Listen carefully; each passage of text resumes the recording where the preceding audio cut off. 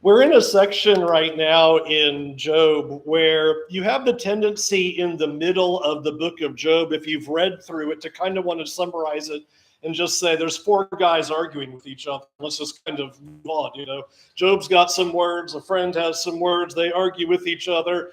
Job says some more, next friend rises up, he makes an argument, Job refutes that, and then says some more. And you kind of just want to hurry up and get to chapter 42 sometimes, and when you're doing that. And I want to spend a little bit of time here in the middle in a section that we often miss, because this is where Job has, in his mind, successfully defeated the arguments of his friends. And he spends what are in our Bibles about 3 chapters now in these discourses, as he just starts talking in general about his perspective about life, and in particular, what is necessary to endure significant trials. And like I said, as you go through Job, you can miss that. Here's Job kind of making some really important faith statements about suffering and how he's ultimately being able to stay faithful to God and endure in the face of the difficulties that he is experiencing. So what we're going to look at is chapter 28 this morning, and he's going to talk about the wisdom of suffering. But I want you to listen to the first 11 verses, because as you read this and hear this, you kind of might wonder, where is Job going with all of this? Verse 1 of Job 28, surely there is a mine for silver and a place for gold that they refine. Iron is taken out of the earth, and copper is smelted from the ore. Man puts an end to the darkness and searches out to the farthest limit, the ore and the gloom and the deep darkness. He opens shafts in the valley away from where anyone lives. They are forgotten by travelers. They hang in the air, far away from mankind. They swing to and fro. As for the earth, out of it comes bread, but underneath it is turned up as by fire. Its stones are the place of sapphires, and it has the dust of gold.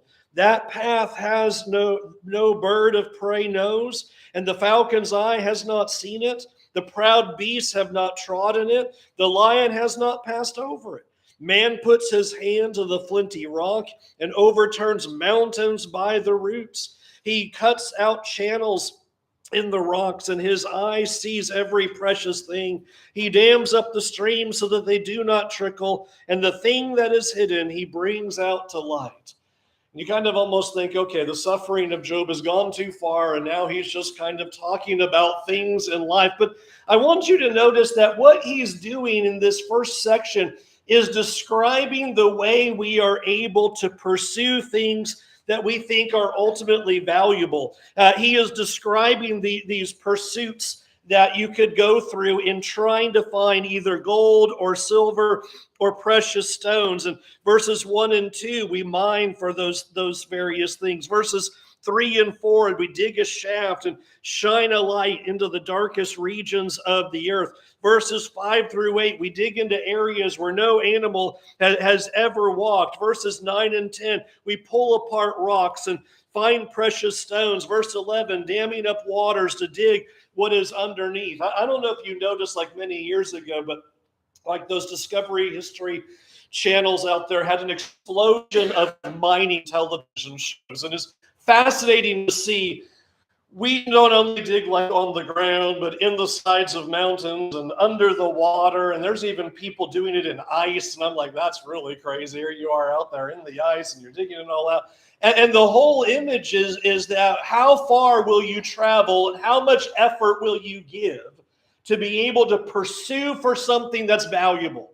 And for 11 verses, he just lays it out, and he says, we dig all over the place where animals have not been, far away from other people. We will dam up rivers and dig into stream beds, and we will look all over the place. One of my favorite things to watch is other people with metal detectors.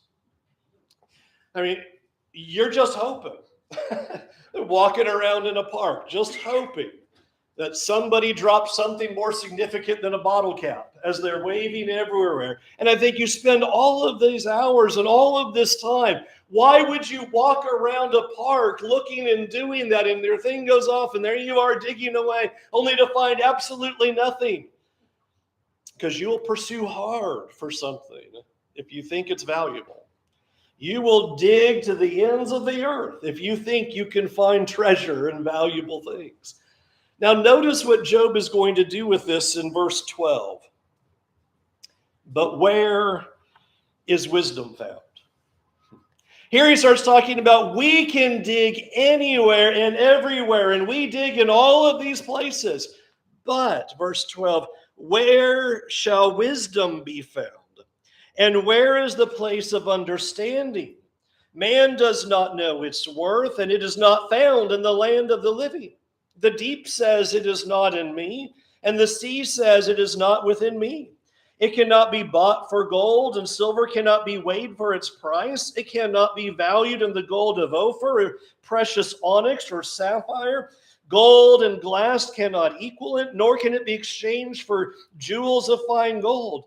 No mention shall be made of coral or of crystal. The price of wisdom is above pearls. The topaz of Ethiopia cannot equal it, nor can it be valued in pure gold. From where then does wisdom come? And where is the place of understanding? It is hidden from the eyes of all living and concealed from the birds of the air. Abaddon and Death say, we have heard rumors of it with our ears.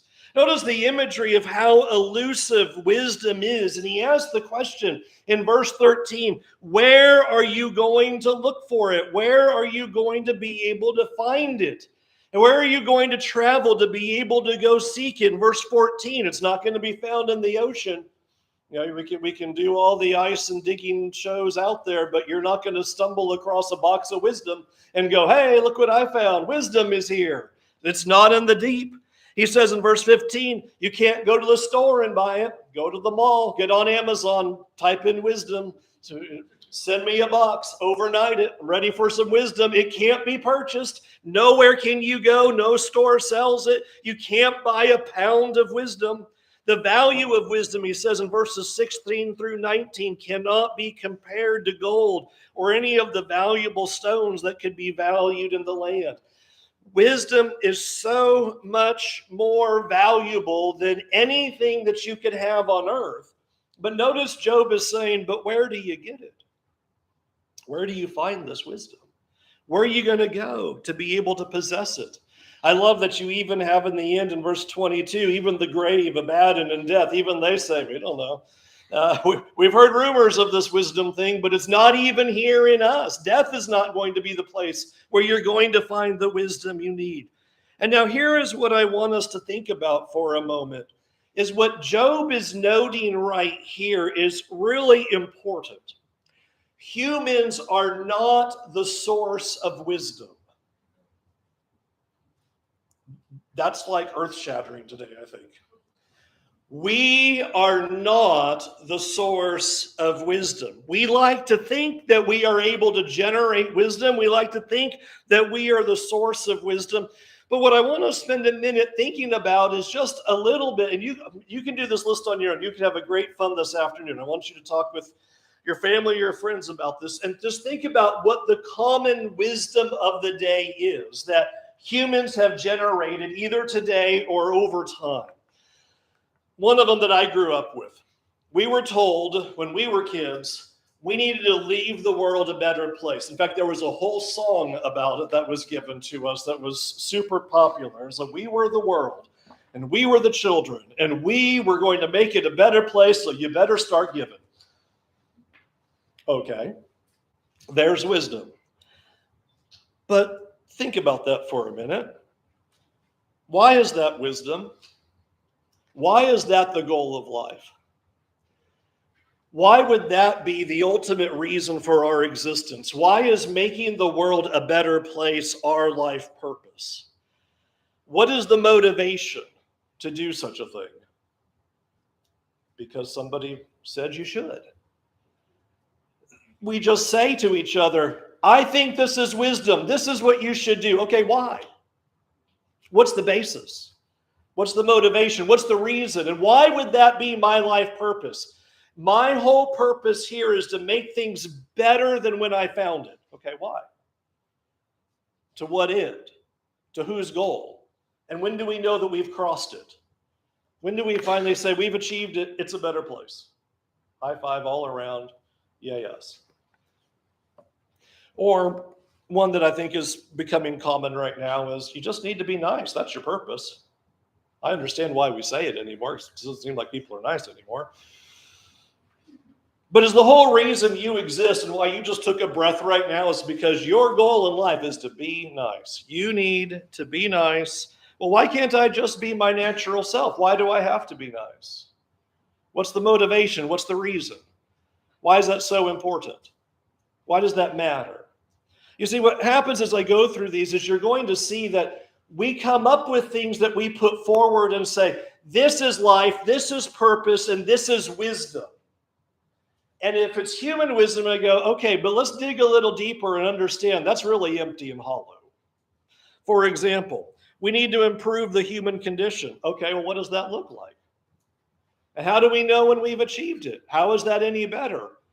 And I want you to think about in our world today, everybody's got a different definition of what the human condition should be improved and what that needs to look like. And there's a whole big argument about that going on right now, about what that's supposed to be and how we're supposed to achieve it and what that's supposed to look like. Okay, there's wisdom, but why?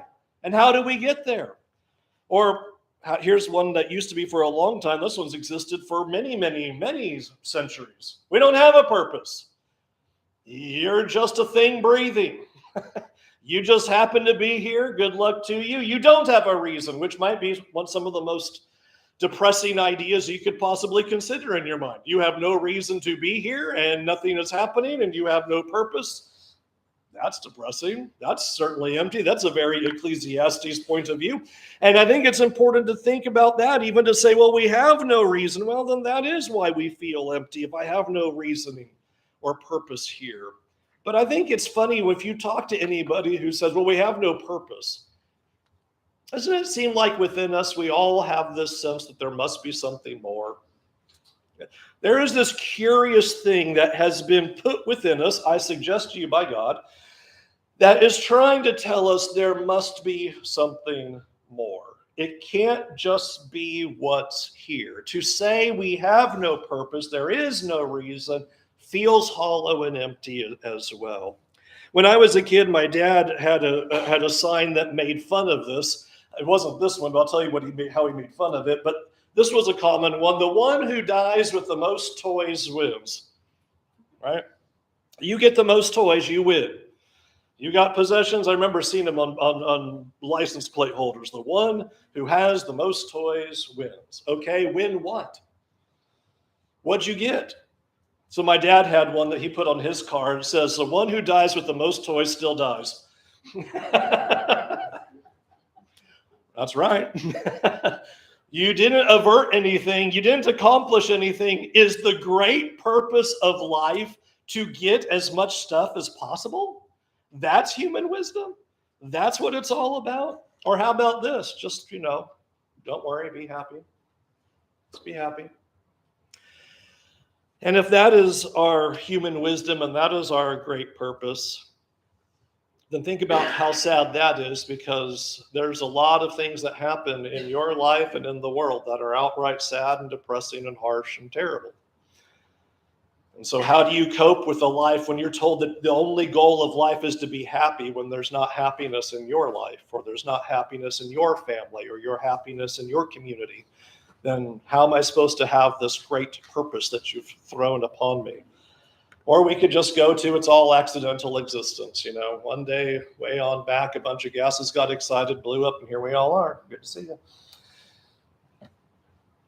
What I'm wanting you to think about is, even if you think about an Amazon bookstore or one that's a physical one, is think about how many people have written so many books and have tried to put forward so much philosophy to try to put their finger on, here is wisdom. Here is life. Here's why you're here. Here's your purpose. Here's what it's all about.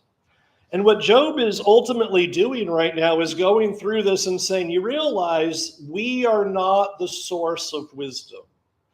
You are not going to dig within yourself somewhere and come up with a great answer on, here's wisdom, I've got it. Now I've got it all figured out. I have the aha moment. Let me sell some books. It's not going to be that way. And Job is recognizing that you cannot purchase wisdom, you cannot find wisdom, you cannot go anywhere to be able to have this kind of wisdom. So he's asking the question, where does it come from? Verse 20, where then does wisdom come from? And where is the place of understanding? Now notice this really important shift in verse 23.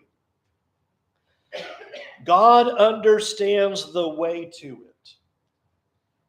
Isn't that interesting?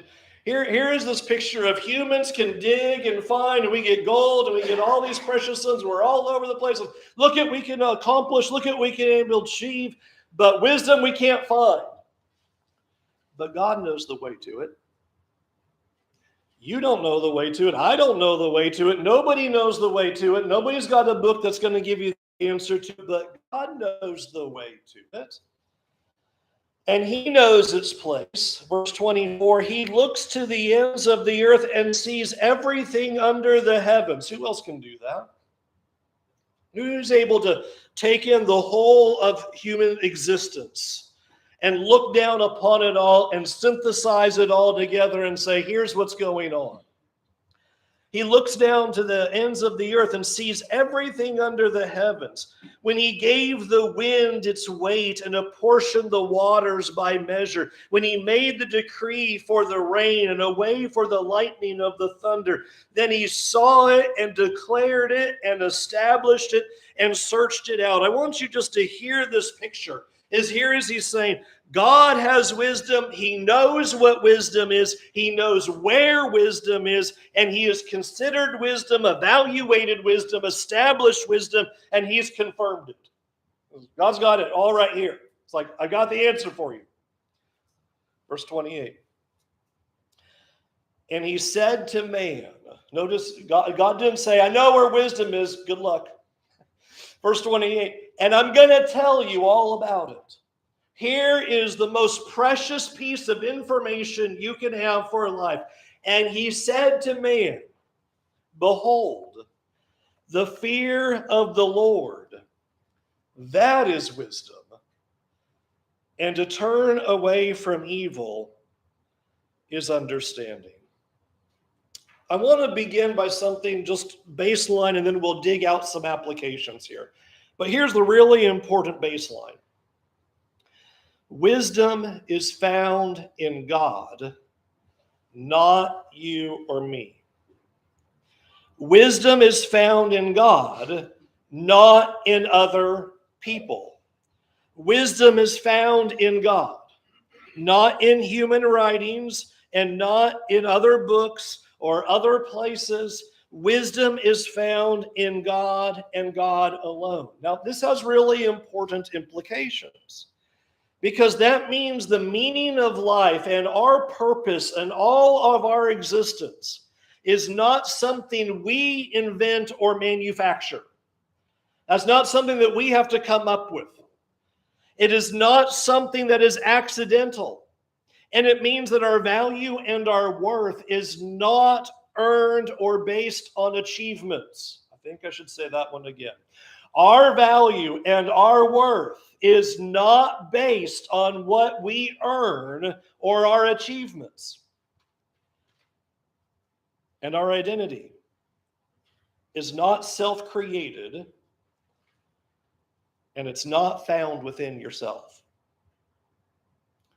This is important, godly philosophy being put forward. When we accept wisdom is found in God and God alone, that strikes down so many answers about what our world tries to put forward as the way to live life, as the way to find purpose, as the way to achieve meaning, or to define success, or to be who you are, or to find your true you. That all gets thrown out the window, because what he's trying to tell us in this very first picture is that wisdom means that you have to have God. To have wisdom, you have to have God. Now, I want to break that down for a second, because wisdom and knowledge are not the same things. You ever known somebody who's really smart and you went there, but they're really dumb? Me. You say, I've got knowledge, but the application of knowledge is wisdom. You can know a lot of things and not know what to do with it. Every holiday, our family likes to break out a puzzle, throw all the pieces. We had a horrible one a few years ago. Chick-fil-A horror show. Just a chicken sandwich. Good luck. I know what I'm supposed to do with this. I even have the picture box of what it's supposed to look like. But I did not have the wisdom to put that thing together. And we all about burned that thing down. That was so bad. Knowledge, what I know I should do, and having the information is not the same as knowing the process of how to put it all together and to make it work. And this is where God is leaning into us, is you can have knowledge and not have wisdom. And friends, when it comes to life, and in particular our context of Job, when it comes to suffering, wisdom is the ability to apply the knowledge to the circumstance in your life so that you can make the right decision at the right time. That's what wisdom's about. Wisdom is about taking the information and the knowledge you have and applying that knowledge in the right way to make the right decision so that you can carry that out. And that is what Job is proclaiming here. You might remember James. Think about the New Testament, James chapter 1 and verse 5. When James says, if any of you lacks wisdom, what are you supposed to do? Get in a submarine and try to go find it somewhere? Dig deep within yourself and find it within you? Go buy a book somewhere that'll tell. If any of you lacks wisdom, ask God, who gives it generously. The whole point that James starts off with, remember 2 verses earlier, he was saying, count on all joy about trials. And then he turns right around and says, you need wisdom. And here's Job in the midst of his suffering. He says, we looked for all these things and we failed to look to God for wisdom. And wisdom is exactly what we need, but we will look everywhere else for help in our suffering. We will ask anybody else to try to point us in the right direction. We will listen to anybody who gets on TV or gets on a radio show or gets on a podcast and talk about life purpose and meaning. And here's why you exist. It's only in God and it's not anywhere else. And Job is wise enough to understand that. And that is what is being told to us here. To have wisdom, you must have God. And then he leans into that a little bit more in verse 28 when he says, the fear of the Lord, that's wisdom. Now, I think we have to define that, because I think if I took a poll of America and I would say, do you fear God? I think they'd go, yeah.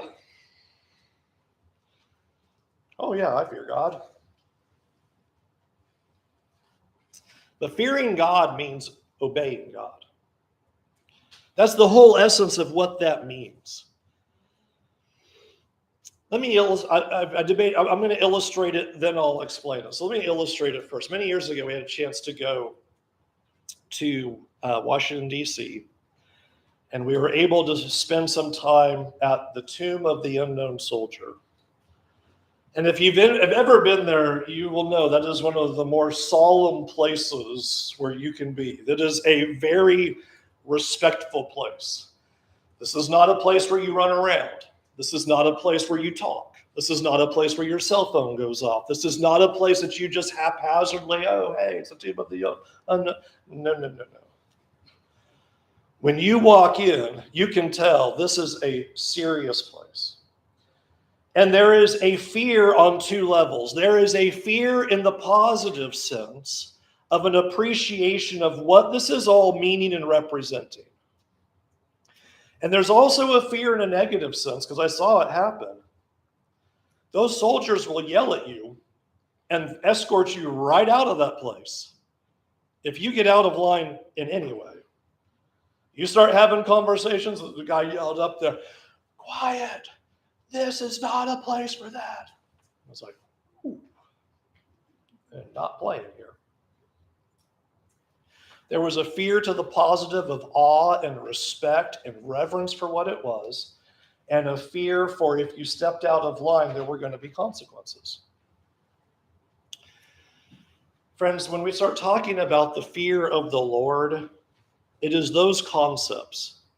It is a fear of the positive, yes, that you are in awe and respect of who God is. And you understand that you are in the presence of the Lord, and it is time that we will listen to him because we have reverence for him. And there is also the other side of that fear that understands if I don't do what he has asked me to do, there are consequences to it. And he is using that idea here. The fear of the Lord, listening to the Lord, obeying the Lord, understanding who he is, the gravity of his character, and our willingness to obey because of not only his goodness, but also the severity of not. That, he says, is wisdom. And that should be what is driving our lives, friends. The smartest thing that you and I can do in life is obey God. Do we understand that? The wisest thing that we ever do in life is to obey God, to listen to what he says to do and to do it.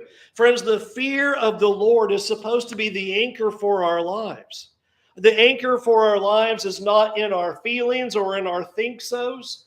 The anchor for our lives is ultimately to be in the fear of the Lord. Now, here's my big question for you. If the fear of the Lord is not your anchor, then what is it? If that's not driving your life, then what is it? It has to be something. We all have a basis. We all have a grid, a matrix by which we make decisions.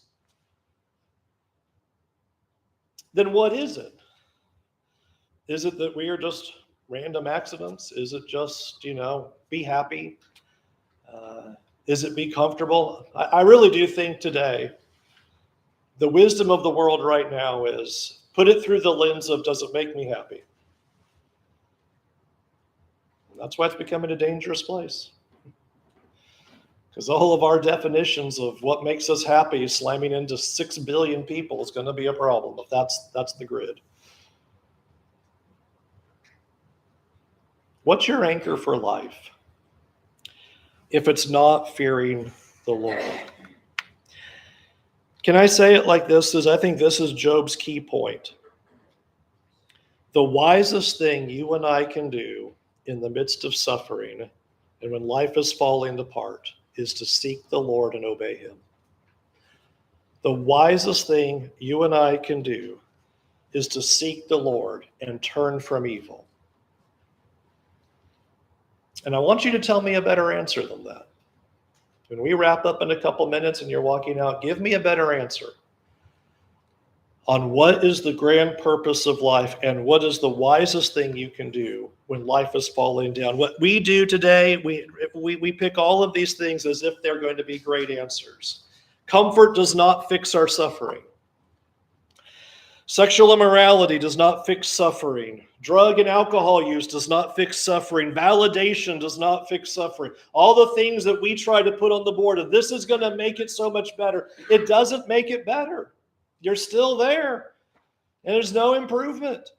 Fearing the Lord, obeying the Lord, and turning from evil, that is wisdom. And friends, so often what we choose to do when life gets hard, we choose the most foolish thing, which is disobedience to God and to move into sin.